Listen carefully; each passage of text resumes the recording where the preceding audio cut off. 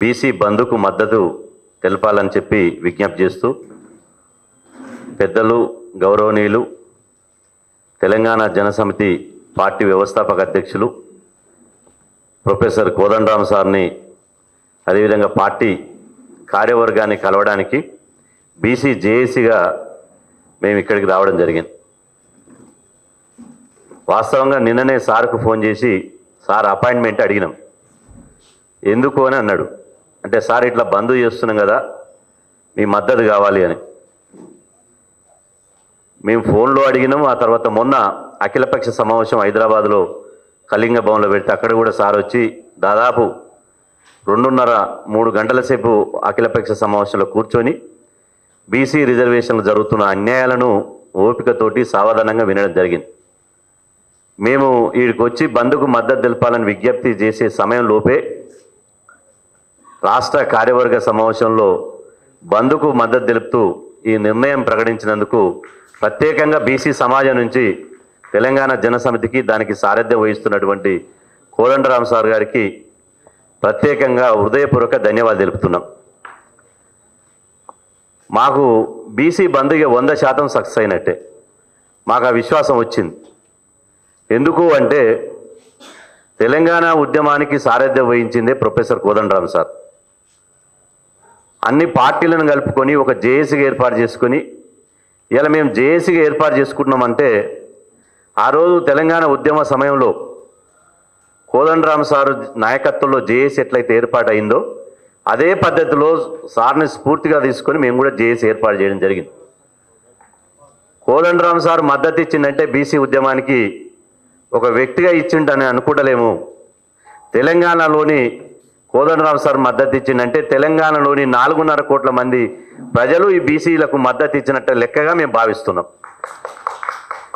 ఎందుకంటే ఆ రోజు తెలంగాణ ఉద్యమాన్ని ముందుండి నడిపించినటువంటి నాయకుడు, ఒక సిన్సియర్గా అదేవిధంగా తెలంగాణ కావాలని కొట్లాడినటువంటి కోదండరామ్ సార్ మద్దతు ఇవ్వడం, బీసీ ఉద్యమానికి బీసీ బంద్కు మద్దతు ఇవ్వడం చాలా హర్షించదగిన పరిణామం. ఈ సందర్భంగా ప్రధానంగా నేను 2 నిమిషాల్లోనే మా డిమాండ్లను తెలియజేస్తా. ప్రధానంగా ఈ బంద్ ఎందుకు అనేది ఒక మేధావులలో ఒక చర్చ జరుగుతుంది. ఈ బంద్ అనేది 2.5 కోట్ల మంది బీసీ బిడ్డల భవిష్యత్తు మార్చడానికి బంద్, 2.5 కోట్ల మంది బీసీల ఆత్మ గౌరవాన్ని కాపాడడానికి బంద్, 2.5 కోట్ల మంది బీసీలను వంచిస్తూ మోసం చేస్తున్నటువంటి ఎవరైతే రిజర్వేషన్ వ్యతిరేకులు ఉన్నారో వాళ్లకు బుద్ధి చెప్పడానికే ఈ బంద్. 2.5 కోట్ల మంది బీసీలను తెలంగాణ రాష్ట్రంలో పాలితులుగా ఉన్నటువంటి బీసీలను పాలకులుగా చేయడానికే ఈ బంద్. ఇది వ్యక్తుల ప్రయోజనాల కోసం ఇచ్చినటువంటి బంద్ కాదు. వ్యక్తుల ప్రయోజనాల కోసం వ్యవస్థ మీద చేసేటువంటి పోరాటం కాదు. ఇది బీసీ జాతి కోసం, బీసీ వ్యవస్థ కోసం చేసేటువంటి బంద్. ఇది నాకు తెలిసి తెలంగాణ రాష్ట్రం వచ్చిన తర్వాత, ముఖ్యంగా కాంగ్రెస్ ప్రభుత్వం వచ్చిన తర్వాత మొదటి బంద్ ఇది. మొదటి బంద్ తెలంగాణ రాష్ట్రంలో మొదటి బంద్. ఈ మొదటి బంద్ను కోట్లాది మంది ప్రజలు, ఇక్కడ కులం లేదు, మతం లేదు, పార్టీ లేదు, ఇలా తెలంగాణలో ఉన్నటువంటి సమాజం ఈ బంద్లో పాల్గొనాలని చెప్పి మేము విజ్ఞప్తి చేస్తున్నాం. ఎందుకంటే మేము అడుగుతున్నది గొంతెమ్మ కోరికలు కాదు. ఈ కులగణన కావాలని చెప్పి 1 రోజు 2 రోజులు పోరాటం కాదు. ఇది దశాబ్దాలుగా పోరాటం చేస్తున్నాం. కొన్ని దశాబ్దాలుగా జంతువులకు లెక్కలు ఉన్నాయి, మనుషులకు లెక్కలు లేవు. రాజ్యాంగం కల్పించినటువంటి హక్కులు బీసీలకు చట్టబద్ధమైనటువంటి రాజ్యాంగబద్ధమైన హక్కులు కావాలని చెప్పి దశాబ్దాలుగా పోరాటం చేస్తే గత ప్రభుత్వాలు ఎవరు పట్టించుకోలే. కానీ కాంగ్రెస్ ప్రభుత్వం వచ్చిన తర్వాత కామారెడ్డి డిక్లరేషన్ ప్రకారం కులగణన చేసింది. మేము డిమాండ్ చేస్తే కులగణన వివరాలు బయటపెట్టింది. ఆ తర్వాత అసెంబ్లీలో బిల్లు పెట్టమంటే బిల్లు పెట్టింది, చట్టం చేయమంటే చట్టం చేసింది. కాబట్టి ఇక్కడ అందరూ శాఖారులే రొయ్యల మూట మాయమైనట్టు అసెంబ్లీలో బిల్లు చేసినప్పుడు మద్దతు తెలిపారు, చట్టం చేసినప్పుడు మద్దతు తెలిపారు. ప్రధానంగా శాసన మండలిలో కూడా ఇలా బిల్లు పెట్టినప్పుడు ఇలా టీజేఎస్ పార్టీ మద్దతు తెలిపినందుకు ప్రత్యేకంగా ధన్యవాదాలు తెలియజేస్తున్నాం. ఈరోజు ఇంత జరిగినాక కూడా మా నోటికాడి ముద్ద గుంజుకుంటున్నారు. బీసీలు తినే కంచంలో మన్ను పోస్తున్నారు. ఎన్ని తెలంగాణలో ఎంత అంటే కులగణన జీవో ఇచ్చినప్పుడు రాష్ట్ర వ్యాప్తంగా సంబరాలు చేసినాం. కులగణన ప్రారంభమైన రోజులు సంబరాలు చేసినాం. అదేవిధంగా డెడికేటెడ్ కమిషన్ వేసినప్పుడు సంబరాలు చేసినాం. అదేవిధంగా క్యాబినెట్లో తీర్మానం చేసినప్పుడు సంబరాలు చేసినాం. అసెంబ్లీలో బిల్లు పెట్టినప్పుడు సంబరాలు చేసినాం. చట్టం అయినప్పుడు సంబరాలు చేసినాం. బైక్ ర్యాలీ చేసినాం. 42% ఇప్పటికీ తెలంగాణలో బీసీలకు 70% మందికి తెలియదు. ఆల్రెడీ 42% రిజర్వేషన్ అమలైనట్టే అనుకుంటున్నారు. పాప మా బీసీ సమాజానికి ఇట్లా అడ్డుపడి అన్యాయంగా ఇట్లా మా రిజర్వేషన్లకు ఆళ్లలో కట్టేసినట్టు రిజర్వేషన్లు అడుగడుగును అడ్డుకుంటున్నారనే సంగతి ఇలా తెలియదు.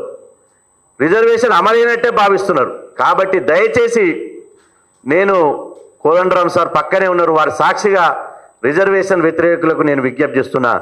తెలంగాణ రాష్ట్రం సంపూర్ణంగా ఒక సామాజిక తెలంగాణ కావాలంటే బీసీలకు జనాభా దామాషి ప్రకారం మా వాటా మాకు కావాలి. బీసీలకు వాస్తవంగా మా జనాభా 60% ఉంటే 42% రిజర్వేషన్లు ఇస్తున్నారు. ఇప్పుడు 18% వదులుకుంటున్నాం జనరల్ కోటాకు. జనరల్ కోటాలో మెరిట్ ఉన్నటువంటి వాళ్ళు, ప్రతిభ ఉన్న వాళ్ళు జనరల్ కోట రావచ్చని.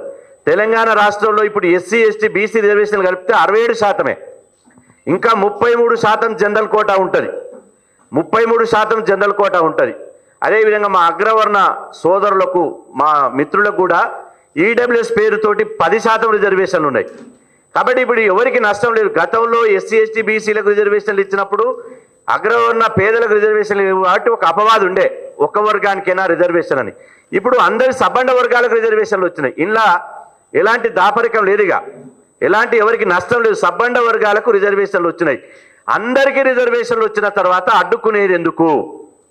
దయచేసి అడ్డుకోవద్దని చెప్పి మేము విజ్ఞప్తి చేస్తున్నాం. వాళ్ళ కళ్ళు తెరిపించడానికి గల్లీలో ఉన్నటువంటి రాష్ట్ర ప్రభుత్వం అఖిల పక్షాన్ని తీసుకొని ఢిల్లీకి పోవాలి. గౌరవ ముఖ్యమంత్రి రేవంత్ రెడ్డి గారికి మేము డిమాండ్ చేసేది ఏంటంటే అఖిల పక్షాన్ని తీసుకొని ప్రధానమంత్రి దగ్గరికి, రాష్ట్రపతి దగ్గరికి వెళ్ళాలి. ఒకవేళ వాళ్ళ అపాయింట్మెంట్ కనుక ఇవ్వకపోతే అదే రోజు ప్రధానమంత్రి ఇంటి ముందర, రాష్ట్రపతి ఇంటి ముందర బైఠాయించాలి. వారం రోజులైనా సరే ఢిల్లీ లేని మకాం వేసి, ఇండియా కూటమి తరపున 304 మంది పార్లమెంట్ సభ్యులు ఉన్నారు కాబట్టి 340 మంది పార్లమెంట్ సభ్యులతోటి ఢిల్లీలో ఇవాళ పెద్ద ఎత్తున ఒక ధర్నా కార్యక్రమం తీసుకోవాల్సినటువంటి అవసరం ఉన్నది. జయలలిత గారు ఆ రోజు ఎట్లా ఒత్తిడి తీసుకొచ్చారో అట్లా ఒత్తిడి తీసుకురావాలని చెప్పి డిమాండ్ చేస్తున్నాం. కేంద్ర ప్రభుత్వం కూడా బంద్ అనేది ఢిల్లీకి సెగదాకాలి. కేంద్ర ప్రభుత్వం కూడా ఓబీసీ సామాజిక వర్గానికి సంబంధించిన ప్రధానమంత్రి నరేంద్ర మోదీ గారు ఉన్నారు కాబట్టి ఇలా లేక లేక కాక 70 సంవత్సరాల తర్వాత ఒక బీసీ ప్రధానమంత్రి అయింది కాబట్టి ప్రధానమంత్రి గారు గౌరవ ప్రధానమంత్రి అంటే మాకు గౌరవం ఉంది. చేతులకు మట్టి అంటకుండా ఎస్సీ వర్గీకరణకు ఎట్లా సహకరించినవో, చేతులకు మట్టి అంటకుండా ఎట్లయితే పార్లమెంట్లో చట్టాలు, ఎట్లయితే సుప్రీంకోర్టులో జడ్జిమెంట్లు వచ్చినాయో అనేక విషయాల్లో, ఇది కూడా మీ చేతికి మట్టి అంటకుండా బీసీ రిజర్వేషన్లు సాధించేటువంటి అవకాశం ఉంది. కాబట్టి బీసీ బిడ్డగా ప్రధానమంత్రి బాధ్యత తీసుకోవాలనే ప్రధాన డిమాండ్ తోటి ఇందులో ఏ రాజకీయ పార్టీలు లేవు, ఎవరికి హిడెన్ ఎజెండా లేదు. ఓపెన్గా బీసీలకు జరుగుతున్నటువంటి చారిత్రాత్మక అన్యాయాన్ని నిరసిస్తూ, ఎదిరిస్తూ బీసీ రిజర్వేషన్ రక్షించుకోవడం కోసమే రాష్ట్ర బంద్ను ఇలా నిర్వహిస్తున్నాం. కాబట్టి దయచేసి ఈ బీసీ సమాజమే కాదు, మొత్తం సమస్త సమాజం సహకరించి ఇటు గల్లీ అటు ఢిల్లీ రెండు దిగొచ్చి బీసీ రిజర్వేషన్లకు సాధించుకోవడానికి మార్గం సుగం చేసి బీసీలకు న్యాయం చేయాలని చెప్పి ఈ సందర్భంగా విజ్ఞప్తి చేస్తూ మరొకసారి ఈ తెలంగాణ బంద్కు బేషరతుగా మద్దతు ప్రకటించినటువంటి తెలంగాణ జనసమితికి, అదేవిధంగా దానికి సారథ్యం వహిస్తున్నటువంటి కోదండరామ్ సార్ గారికి బీసీ సమాజం తరఫున మరొకసారి ప్రత్యేకంగా ధన్యవాదాలు తెలుపుకుంటూ సెలవు తీసుకున్నాను.